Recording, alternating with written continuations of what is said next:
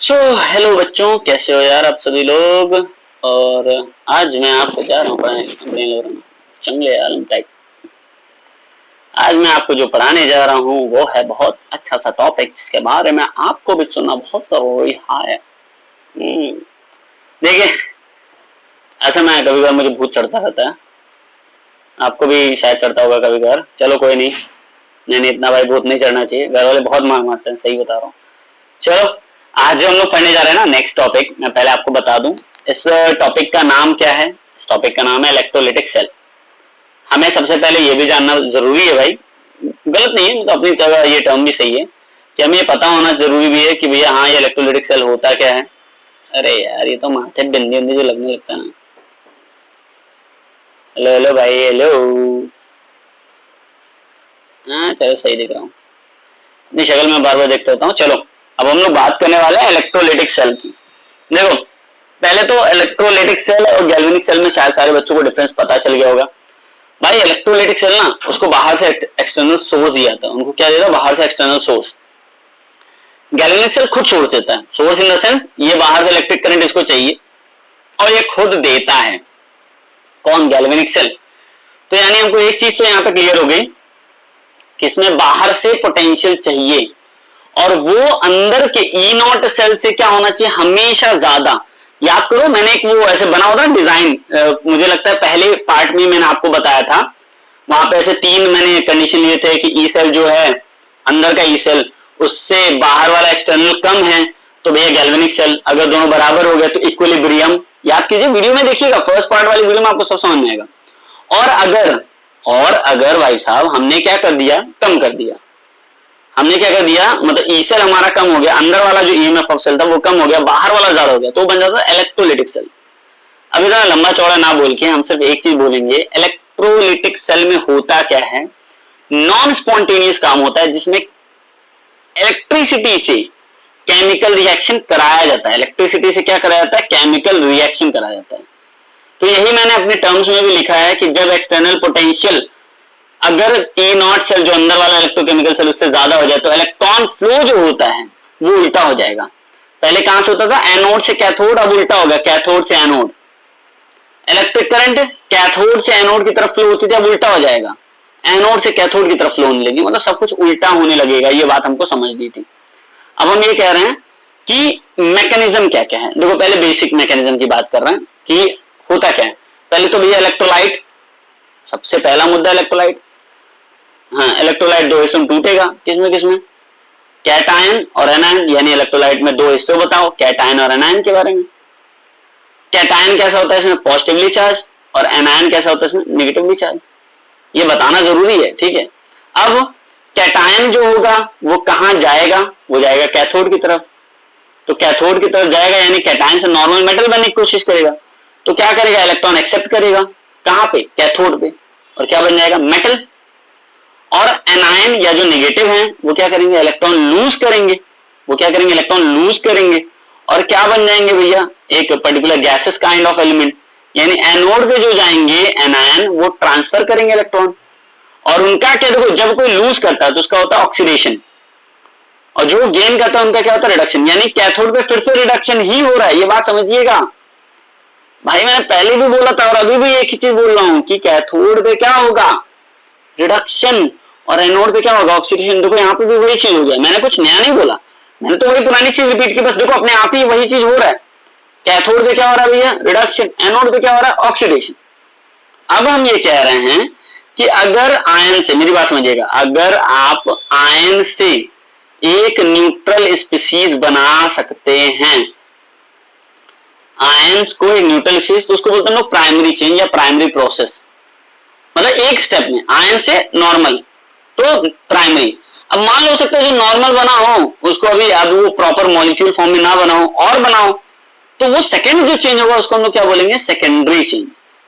यानी neutral species हो सकता है और प्राइमरी प्रोसेस से कर और के और फिर से कुछ रिएक्शन करके एक प्रोडक्ट बनाए, तो उस चेंज को कहेंगे हम लोग सेकेंडरी चेंज या सेकेंडरी प्रोसेस। अब एग्जांपल के थ्रू देखो, ऐसे मैं बड़बड़ कुछ भी करता हूँ, आपको तब तक नहीं समझ जब तक मैं आपको एग्जांपल ना दे दूं। जैसे तीनों स्टेप पे आते हैं, इलेक्ट्रोलिसिस बोल रहा है, पहला सबसे पहला NaCl में दो चीजें होती हैं।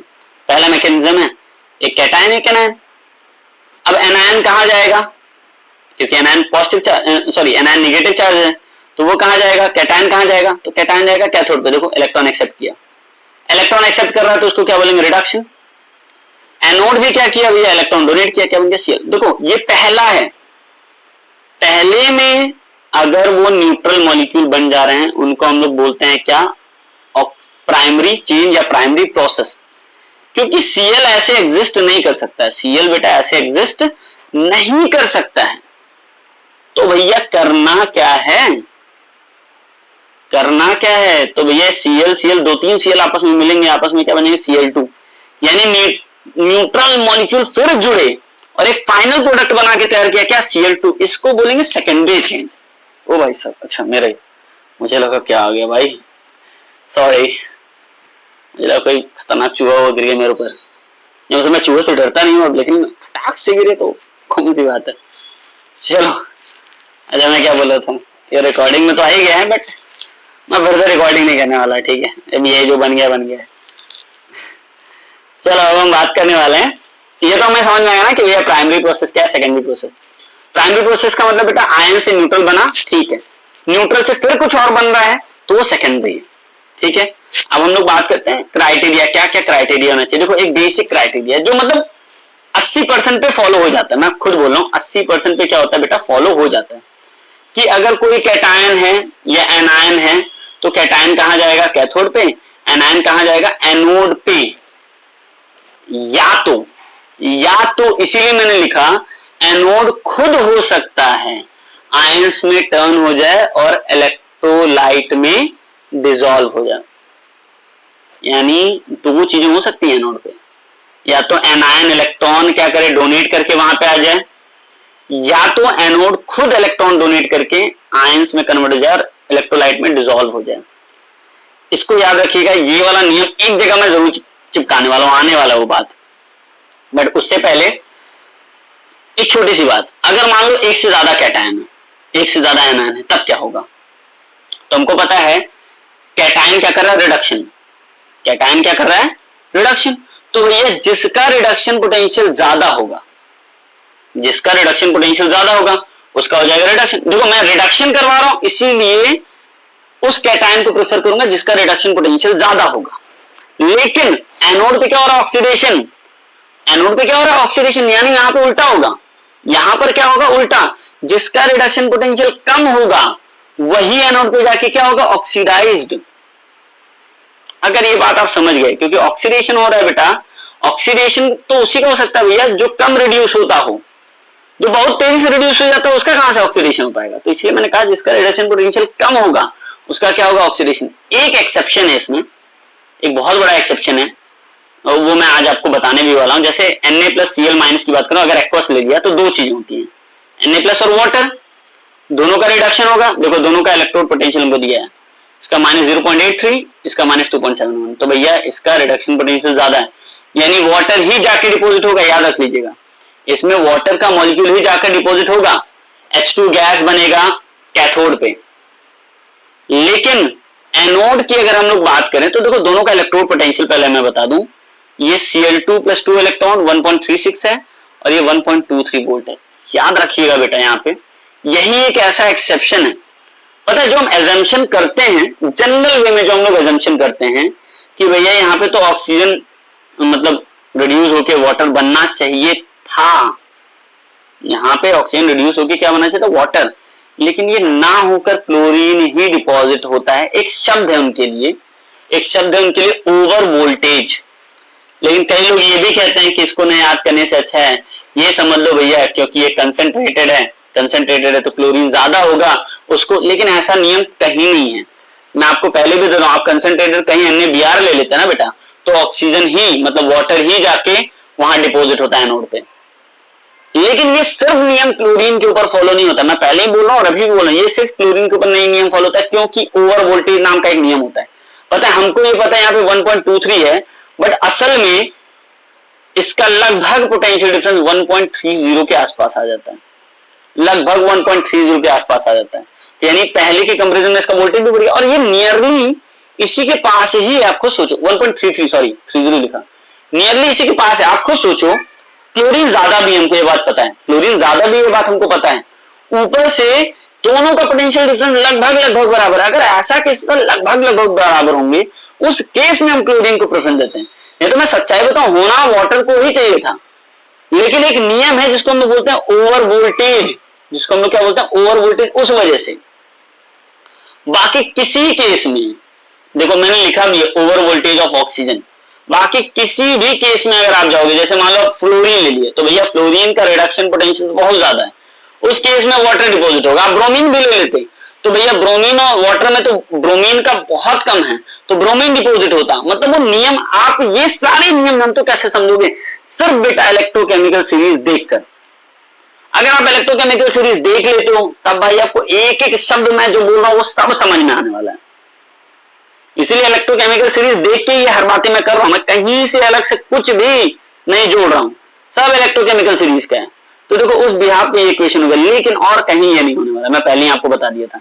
अब जैसे कॉपर सल्फेट हमने ले लिया, 4 ही 5 है, तो उन्हीं पे हम लोग बात करने वाले हैं। जैसे हमने कॉपर सल्फेट ले लिया, तो देखो एक्वस कॉपर सल्फेट अगर आप लोगे, तो उसमें कौन होगा, एक कॉपर होगा, एक वाटर होगा। पहले पोटेंशियल डिफरेंस, भैया किसका ज्यादा है, अरे भैया कॉपर का, तो रिडक्शन किसका होगा, कॉपर का ही होगा, ये बात याद रखना, किसका होगा रिडक्शन, कॉपर का।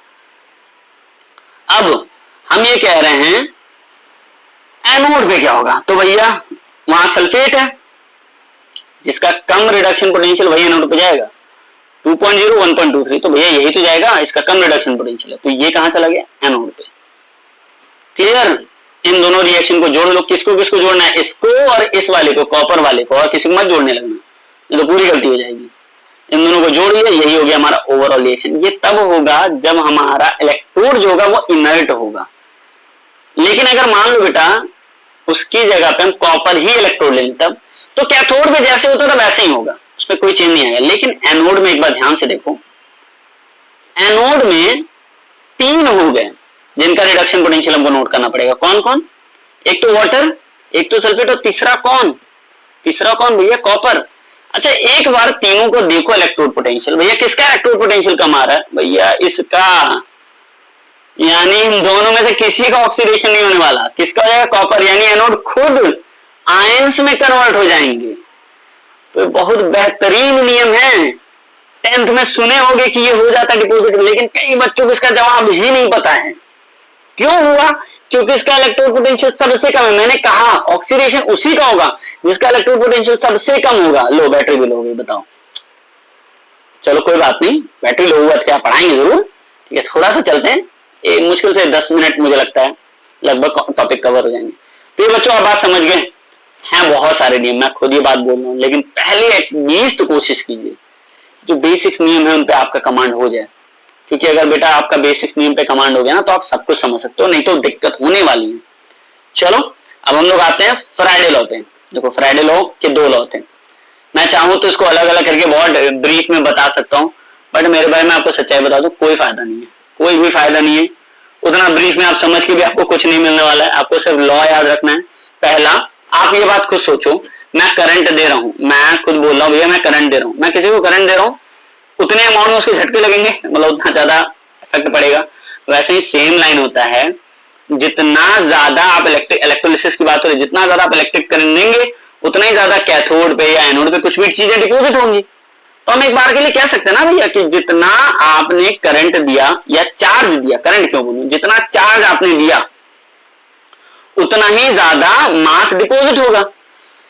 तो उन्होंने नियम बना दिया क्या, वो भाई मास कितना डिपॉजिट होगा, जितना चार्ज डिपॉजिट होगा, एक दूसरे के डायरेक्टली प्रोपोर्शनल, जितना चार्ज बढ़ाएंगे उतना ज्यादा मास डिपॉजिट होते जाएगा, बढ़ते जाएगा। तो इसी नियम को प्रोपोर्शनल जब हमने मान लो ऐसे लिखा, W directly proportional to IT भी लिख दिया। ये जब प्रोपोर्शनल हम हटाए ना तो एक कांस्टेंट लग गया जिसको बोलते हैं इलेक्ट्रोकेमिकल इक्विवेलेंट, इसका नाम पड़ गया इलेक्ट्रोकेमिकल इक्विवेलेंट। एक रूल ये था, मैं चाहूं तो इसी से दूसरा रूल बना सकता हूं, मैं फिर बोल रहा हूं कोई फायदा नहीं, मेरे लाल पूछता ही नहीं है, तो क्यों टाइम वेस्ट करना। एक रूल ये बन गया। अच्छा दूसरा रूल जान तो क्या बोलता है, कह रहा है जब सेम क्वांटिटी की इलेक्ट्रिसिटी पास की जाए, क्या कह रहा है, सेम क्वांटिटी की इलेक्ट्रिसिटी पास की जाए किसी भी सॉल्यूशन में, तो क्या होगा, याद रखना, इलेक्ट्रिसिटी यानी सीरीज में है, तो सीधी सी बात है भैया, एक में जितना चार्ज दिया जा रहा है दूसरे में भी उतना ही चार्ज दिया जाएगा। Q1 Q2 एक बार के लिए मैं मान सकता हूं कि Q1 Q2 कुछ भी हो, लेकिन चार्ज अगर दोनों में सेम ही जा रहा है तो एक बार के लिए इनके जो मासेस डिपॉजिट होंगे वो भी लगभग सेम होने चाहिए। तो इन्होंने ये कहा कि अगर same quantity of electricity pass करा रहे हैं, अगर इलेक्ट्रिसिटी सीरीज में कनेक्टेड है, तो उस वक्त जो मासेस डिपॉजिट होंगे वो डायरेक्टली प्रोपोर्शनल होंगे किनके, इनके इक्विवेलेंट के, यानी W is directly proportional to equivalent, equivalent के मासेस के बराबर होंगे। देखो सेम मास और इक्विवेलेंट मास में फर्क क्या होता है, मैं खुद भी ये बात मानता हूं। हो सकता है ना कि भैया दूसरे का मोलर मास अलग हो, ठीक है, इसका मोलर मास अलग हो, ठीक है, तो मास तो सेम ना होकर इक्विवेलेंट मास जरूर सेम हो सकता है। यानी भैया हम कह सकते हैं जो मास ऑफ सब्सटेंस डिपॉजिट हो रहा है वो उसके इक्विवेलेंट मास के बराबर जरूर हो सकता है। बात समझ में आ रही है? तो यहीं से उन्होंने एक नियम बना दिया कि W1 upon W2 is equal to E1 upon E2। अब यहीं से एक नियम हम भी बनाते हैं। W1 की जगह हम क्या लिख सकते हैं, Z1 IT upon Z2 IT, current same है याद रखना, E1 अपॉन E2। अगर मैं चाहता बेटा तो यहाँ पे मैं डायरेक्टली वो Z1 IT भी लिख सकता था, वही Q ही लिख सकता था, लेकिन वो ना लिखने के बजाय इसको पूरा समझाया हूं आपको। अब ये तो पूरा कैंसिल हो गया, यानी E1 जो है या E2 जो है वो डायरेक्टली प्रोपोर्शनल होगा Z के, यानी E डायरेक्टली किसके प्रोपोर्शनल हो सकता है, Z के। यहीं से एक डेरिवेशन डिराइव हुआ। क्या हुआ, यहीं से डायरेक्टली प्रोपोर्शनल जब था Z के, तो जब आप यहाँ पे प्रोपोर्शनल हटाते तो F लग जाता है, फैराडे कांस्टेंट। यानी अगर आपको Z की वैल्यू निकालनी है तो आप क्या कर सकते हैं, जिसका भी इक्विवेलेंट मास है, जिसका भी, उसको फैराडे कांस्टेंट से डिवाइड कर दीजिए, आपको ऑटोमेटिकली पता चल जाएगा। अब आप सोचो आपको E की भी वैल्यू पता चल गई, सोचो आपको E की वैल्यू भी पता चल गई, Z की भी वैल्यू पता चल गई, तो क्या आप यहाँ Z की जगह, मेरी बात समझिएगा बस, मैं ये नहीं कर रहा हूं आपको यही लिखना, लेकिन क्या आप Z की जगह E/F नहीं लिख सकते हैं? तो क्या आप E की जगह F को उधर भेज दीजिए, W upon I into F into E नहीं लिख सकते हैं? ये डेरिवेशन है, आपके काम आएगा इसलिए बता दिया, क्योंकि यही आपको न्यूमेरिकल में करता है सबसे ज्यादा हेल्प। जैसे क्वेश्चन ही देख लीजिए, बना कुछ भी है, एक क्वेश्चन है, a solution of copper sulphate 10 minute, या एक छोटा सा काम, कभी भी मिनट में दिया हो, मेरा सजेशन है बच्चों सेकंड में जरूर कन्वर्ट कीजिएगा। एम्पियर यानी करंट दे दिया, I और T आपको गिवन है, कह रहा what is the mass of copper deposited at the cathode. सबसे पहली बात हमको Z नहीं पता है, तो क्या बच्चों Z is equal to E/F यहाँ चिपका सकते हैं कि नहीं चिपका सकते? बहुत आराम से। E क्या है, कॉपर का है, तो यानी कॉपर मोलर मास अपॉन 2 क्यों करेंगे, पूछो क्यों? ये बच्चे सोच रहे होंगे, मैं कह रहा हूं बेटा ये 2 इलेक्ट्रॉन डोनेट करता है, तो बेटा अगर ये 2 इलेक्ट्रॉन डोनेट या एक्सेप्ट कुछ भी करता हूं, तो यानी भैया हम वहां पे वो n फैक्टर लिखते हैं, याद करो इक्विवेलेंट क्या होता है, molar mass upon n factor. तो n फैक्टर हमने यहाँ पे लिख दिया, या जितने number of electron donate accept या एसिडिटी बेसिडिटी ये सब नीचे लिखते हैं, लिख दिया, यही हमने चिपका दिया। अच्छा अपॉन F फैराडे कांस्टेंट है ही, बाकी सब हमको गिवन था, निकाल लिया। तो हमारे आंसर आ चुके हैं, यानी हमें आसानी हो रही है हर एक सवाल को समझने में। अब हम लोग आते हैं नेक्स्ट सवाल पे। देखो सवाल समझते रहना। एल्युमिनियम कह रहा है इतना चार्ज आपको दे दिया गया है और मोल्टेन में बोल रहा है निकालने के लिए। फिर वही सवाल, एल्युमिनियम क्लोराइड में एल्युमिनियम का बात कर रहा है, यानी Al+3। फिर से वही बात, 27 इसका एटॉमिक मास होता है, अपॉन 3 तो लिखना है, इससे इक्विवेलेंट मास आएगा, क्योंकि W इक्वल टू ZQ होता है, E/F लिख दिया, E मतलब 27/3, F मतलब 96500, चिपका दिया, काम खत्म, कुछ नहीं करना। यहां पे देखो how much electricity is pass to prepare, ये दिया है आपको मास, पहले इसको ग्राम में चेंज कर दो। E आपका निकाल सकते हो कि नहीं, बहुत आराम से। Q आपको निकालना है, आपको Q यहां पे निकालना है, फैराडे कांस्टेंट पता है, तो क्या आप ये नहीं निकाल पाओगे? निकल गया, काम खत्म मेरा भाई। फिर नेक्स्ट क्वेश्चन है, कह रहा है 5 एम्पियर करंट मान लो पास कर रहे हैं, किसमें, जिंक में। 40 मिनट। पहले सेकंड में करो, कुछ नहीं, सेकंड में करो। इलेक्ट्रिक करंट दिया हुआ है, कह रहा है कितना अमाउंट ऑफ जिंक डिपॉजिट होगा, तो हमको ये पता है जिंक पे +2 होता है, तो यानी 63/2 कंफर्म है। फैराडे कांस्टेंट कंफर्म है, ये सब पता ही है, काम हो गया मेरा। जो बच्चों को नहीं समझ में आ रहा है, मैं तरीका फिर से बता रहा हूं। हमें क्या करना है, W यानी मास ऑफ डिपॉजिट, ZIT लिखते थे, ठीक है। I हमको पता है, T को हमने सेकंड में चेंज कर दिया, इतना तो कर ही सकते थे, ये काम हमने कर लिया।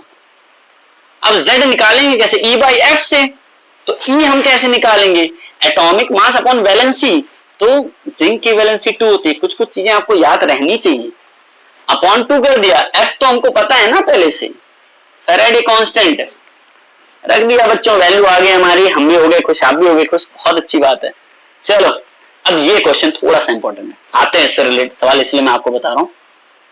ये आपको याद रखना है कि 1 मोल ऑफ इलेक्ट्रॉन में कितने कूलाम होते हैं, 96,500 कूलाम, मतलब 96,500 कूलाम। अब अगर आपको ये बात पता करना हो कि कितना चार्ज रिक्वायर्ड है, 1 मोल ऑफ इलेक्ट्रॉन के लिए इतना चार्ज लगता है, हमको ये पता चल गया, तो एक एल्युमिनियम से एल्युमिनियम बनने में उसको 3 मोल ऑफ इलेक्ट्रॉन चाहिए। 3 मोल ऑफ इलेक्ट्रॉन, क्योंकि 3 इलेक्ट्रॉन का मतलब यहाँ पे 1 मोल अगर ये है तो 3 मोल इसको चाहिए। तो 1 मोल में इतना आ रहा है बेटा, आप खुद सोचिए, तो 3 मोल में कितना आएगा, जस्ट ट्रिपल कर दीजिए। वैसे जिंक +2 में कितना कर दीजिए, डबल कर दीजिए। MnO4 से -2 हो रहा है, आप खुद सोचिए, पहले आपको ये समझना है कि यहाँ पे MnO4 में कितना इसके ऊपर चार्ज था, MnO4 में इसके ऊपर था +7, ध्यान से देख लीजिएगा, और यहाँ +2 है, यानी 5 मोल इलेक्ट्रॉन एक्सेप्ट करने के लिए क्या है, तो 5 गुना कर दीजिए 96500 का, बस यही तो करना है हमको। यहाँ पे अच्छा सवाल है, ये सवाल बहुत इंपॉर्टेंट है और मुझे लगता है कि ये बोर्ड में बहुत बार पूछा भी गया है। ऐसे दिया है कि 1 मोल ऑफ FeO2 Fe2O3, बहुत सारे बच्चे कंफ्यूज होते हैं। पहले भैया लिखो FeO से Fe2O3 बना कैसे भाई, ऑक्सीडेशन नंबर लिख लो। मैं तो आपको सिर्फ सजेस्ट करूंगा ऑक्सीडेशन नंबर लिख लो, आपका काम सबसे ज्यादा आसान हो जाता है, क्योंकि भाई FeO का यहाँ पे ऑक्सीडेशन नंबर है +2 और इसका कितना है +4, +2 से क्या बन रहा है बच्चों, +4। आप अगर पूरा इक्वेशन नहीं लिखना चाहते तो मैं तब के लिए बता रहा हूं, +2 से क्या बना, +4, यानी 2 इलेक्ट्रॉन ट्रांसफर हो रहे हैं। 1 मोल में कितने होते हैं भैया, 96500, तो 2 मोल में कितने होने चाहिए आपके हिसाब से, 2 मोल में कितने होने चाहिए, डबल। लेकिन मुझे ये साफ साफ कहा गया है, मुझे ये बात साफ साफ कहा गया है कि भैया 2 मोल की बात नहीं है, आप हमको बस ये बताइए कि 1 मोल में कितना हो रहा है। ये तो हमारा 2 मोल में आया है, हमसे ये कह रहा है कि आप 1 मोल में बताइए, बात समझ रहे हैं, 2 मोल ऑफ इलेक्ट्रॉन में इतना हो रहा है, तो 1 मोल में कितना होगा, तो 2 मोल में डबल आया मेरा, तो 1 मोल में जस्ट इतना ही आ जाएगा। बात समझिए इसको, यहाँ पे ये सारी चीजें समझने की जरूरत है कि भैया 2 मोल ऑफ ये है जो 2 मोल ऑफ FeO से Fe2O3 हम बना रहे हैं, तो 1 मोल में हम कितना लेंगे FeO, तो भैया 2 मोल में अगर हम 2 इलेक्ट्रॉन ले रहे थे बैलेंस करने के बाद, तो 1 मोल में हम कितना लेंगे बेटा, 1। इसको समझने के लिए सबसे पहले बच्चा इक्वेशन जरूर बनाया करो। अगर आप इक्वेशन बना ले जाते हो तो आपको सारी चीजें क्लियर होने वाली है, नहीं तो आपको खुद दिक्कत होने वाली है। हमने यहाँ पे एक चीज सीखा कि भैया 2 मोल इलेक्ट्रॉन से, मतलब 2 मोल FeO से 2 मोल इलेक्ट्रॉन की जरूरत पड़ी, तो 1 मोल FeO से कितनी जरूरत पड़ी, एक ही, काम ही खत्म। अब हमसे कह रहा है 1 मोल H2O लिया, पहले इक्वेशन लिखो, H2O से क्या बन रहा है, O2, यानी क्या क्या बनेगा, हमारे हिसाब से 2H2 लिखा, 4H+ और O2 बन गया, ठीक है। ऐसे कुछ ना कुछ तो बनेगा ना, 4H+ और O2 मान लो बन गया एक बार के लिए। मैं आपसे ये कह रहा हूं कि 2 मोल में इतना बन रहा है, मेरी बात समझिएगा, 2 मोल में बेटा इतना बन रहा है। अच्छा 2 मोल में कितने इलेक्ट्रॉन डोनेट होंगे, एक बार ध्यान से देखिएगा, एक बार ध्यान से देखिए, आपको सब समझ में आएगा कि 1 मोल में वैसे मेरे हिसाब से 2 इलेक्ट्रॉन डोनेट होते हैं, 2 मोल में कितने डोनेट होंगे। कई बच्चे कंफ्यूज हुए हैं इस बात को लेकर, चलो मैं बताता हूँ। यहाँ ऑक्सीडेशन नंबर ऑक्सीजन का कितना होता है, -2, कितना होता है, -2। एक -2 से ये 0 हो गया, यहाँ पे तो 2 है, यानी -4 से 0। आप खुद समझिए बेटा कितने इलेक्ट्रॉन यानी ट्रांसफर हो होंगे, 2। 1 मोल में कितने ट्रांसफर हो रहे हैं, 2। जब 2 मोल में बेटा आपको समझिए 2 मोल में कितने ट्रांसफर हो रहा है, 4, तो 1 मोल में कितने इलेक्ट्रॉन ट्रांसफर होंगे, 2। यानी हम कह सकते हैं कि भैया 1 मोल में 2 इलेक्ट्रॉन का यहाँ पे हो रहा है इन्वॉल्वेशन। ये बातें जितने बच्चों को नहीं समझ में आ रही, मैं सिर्फ ये कह रहा हूं पहले इक्वेशन लिखो। इक्वेशन लिखोगे आप खुद समझ जाओगे कितने इलेक्ट्रॉनों का ट्रांसफर हो रहा है। अगर आप इक्वेशन नहीं लिख पाओगे बेटा तभी गलतियां होंगी, नहीं तो गलतियां नहीं हो सकती, मैं खुद ये बात कह रहा हूं। ठीक है, तो यहाँ पे 2 इलेक्ट्रॉन का ट्रांसफर हुआ, डबल हो गया, बस इतनी सी चीजें आपको याद रखनी है। तो चलो बैटरी वाले टॉपिक को हम लोग पढ़ेंगे नेक्स्ट क्लास में। अभी तक के लिए बच्चों इतनी चीजें पहले कर लो आप रिवाइज। मिलते हैं नेक्स्ट क्लास में, टाटा बाय बाय। और प्लीज शेयर करते रहो चैनल को, जितना शेयर होगा उतना ही मुझे थोड़ा सा एनर्जी मिलेगी और ज्यादा वीडियोस में बनाऊंगा। चलो बच्चों, थैंक यू।